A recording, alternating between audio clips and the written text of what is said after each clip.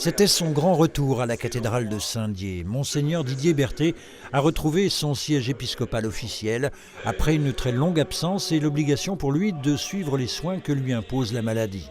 C'est non sans émotion et avec une joie partagée avec les fidèles qu'il a présidé mardi soir la messe chrismale où sont bénies les huiles qui servent lors des sacrements tout au long de l'année.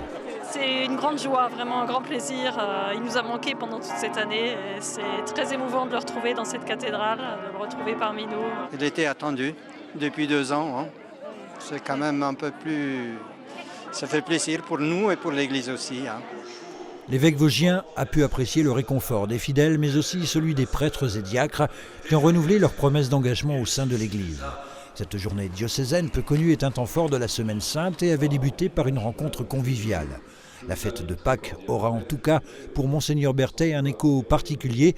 Il a repris son ministère mais continue à suivre des traitements lourds et témoigne de cette épreuve.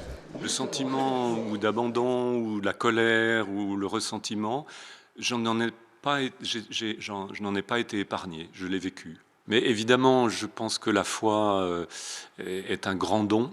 Notamment, il permet d'intégrer le sens de toute une vie, y compris d'intégrer la souffrance possible et la mort certaine. Et oui, car c'est l'accomplissement, j'oserais dire, de toute une vie, même si c'est un accomplissement souvent, voilà, on voudrait continuer à vivre sur cette terre, pas toujours d'ailleurs. Des mots qui résonnent avec l'actualité sur la question posée en France sur la légalisation de l'euthanasie. Monseigneur Didier Berthet a réaffirmé la position de l'Église. Personnellement, je récuse assez fermement cette expression qu'on utilise et qu'on galvaude de mourir dans la dignité ou mourir dignement. Je veux dire quand on l'utilise pour désigner l'euthanasie. Voilà. Non, c'est pas une mort plus digne qu'une autre mort. En même temps, notre vie doit se passer à soutenir la vie.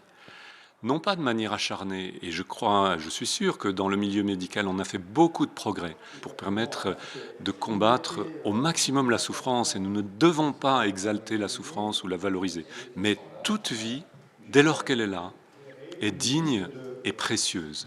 Cette autre voie, même si elle est minoritaire, même si elle semble régressive, rétrograde, or c'est une catégorie qui doit être écartée, elle est vraiment un service de l'homme et de la société. Un choix minoritaire qui ne surprend pas sur ce sujet comme sur d'autres. Le pasteur de l'église vosgienne nous a accordé un long entretien parlant sans tabou de la mort, de la fragilité d'une vie et surtout de l'espérance chrétienne. À retrouver lors du magazine Rencontre de ce mois d'avril. L'évêque célébrera les messes du samedi saint et du dimanche de Pâques à Saint-Dié.